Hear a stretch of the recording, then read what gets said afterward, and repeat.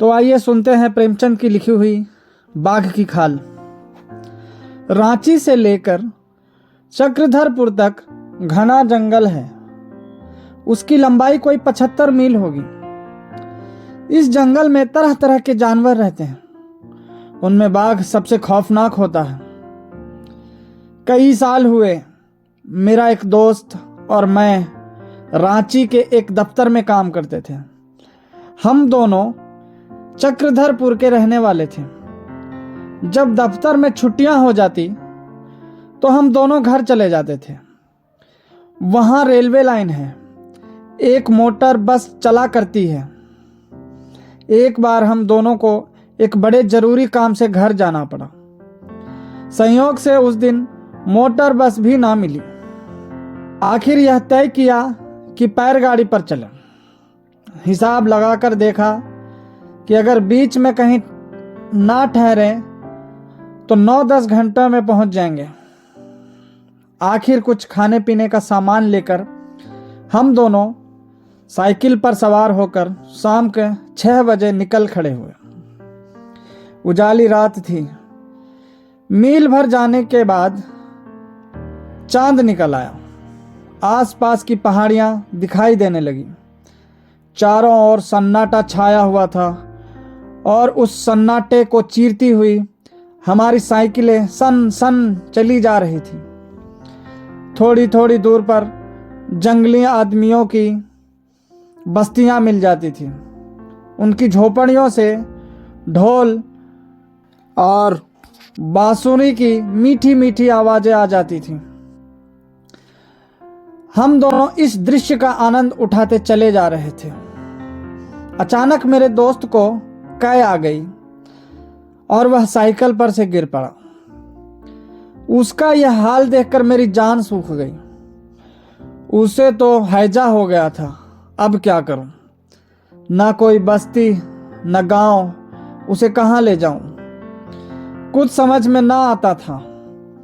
मैंने अपने दोस्त का नाम लेकर पुकारा, मगर उसके मुंह से कोई आवाज ना निकली। वह दर्द भरी आंखों से मेरी तरफ देखने लगा। उसकी यह दशा देखकर मुझे भी रोना आ गया। फिर सोचा, रोने से क्या होगा, देखूं यहां नजदीक कोई गांव है या नहीं, शायद किसी से कुछ मदद मिल जाए। मैंने अपने दोस्त से फिर पूछा, भाई तुम्हारा जी कैसा है, कुछ तो बताओ। फिर भी कोई जवाब नहीं। मैंने उसकी नाड़ी पर हाथ रखा। नाड़ी का कहीं पता नहीं। हाँ, सांस चल रही थी। सोचने लगा, इसे छोड़कर कैसे जाऊं? कोई जंगली जानवर आ पहुंचे तो लाश का भी पता न चले। आखिर मैंने दोनों पैरगाड़ियों को एक पेड़ के सहारे खड़ा किया और अपने दोस्त को उस पर लिटाकर किसी गांव की तलाश में निकला। रास्ते में बार बार अपने दोस्त का ख्याल आने लगा।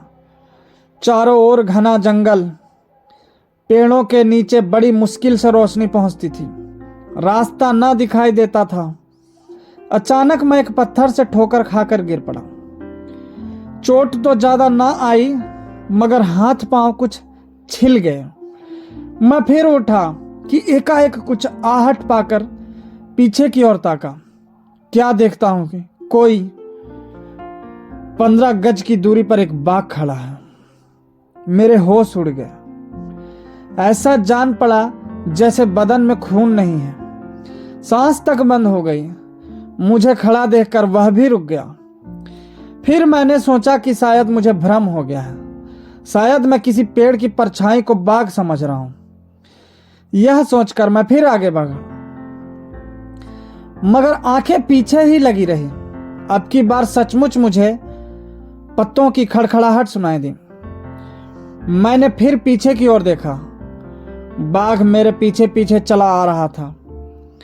मेरे रोए खड़े हो गए और मैं लकड़ी सा तन गया। कुछ सोचने की मुझ में शक्ति ही नहीं रही। मुझे खड़ा होते देखकर वह जमीन पर हाथ पांव फैलाकर बैठ गया। मुझे अब जान की कोई आशा न रही। ना तो मेरे पास कोई पिस्टल था और ना चाकू। ना मालूम क्या सोचकर मैं बड़े जोर से चिल्ला उठा। बाघ मेरी आवाज सुनते ही उठा और चुपचाप जंगल की ओर चल गया। बाघ को जाते देखकर मैं इतना खुश हुआ कि क्या कहूँ। मेरी हिम्मत भी लौट आई। सोचने लगा घर पहुंचकर सबको यह किस्सा सुनाऊंगा और कहूंगा कि अगर कोई इसी तरह बाघ के सामने पड़ जाए तो उसे खूब चिल्लाना चाहिए। यही सोचता हुआ मैं तेजी से चला जाता था।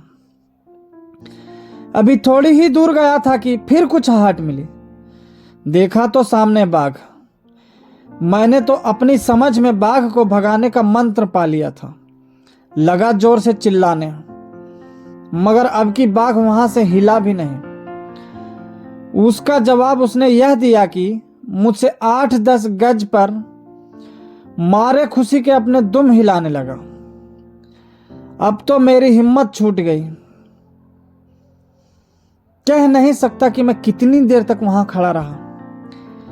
एकाएक मोटर के हॉर्न की आवाज कान में आई। फिर सोचा शायद यह भी भ्रम हो। फिर भी मुझे कुछ हिम्मत हुई। मैं धीरे धीरे पीछे हटने लगा। कोई 8-10 कदम पीछे हटा था कि अचानक बाघ उठा। मेरा कलेजा मानो सिमट कर एड़ियों में धंस गया।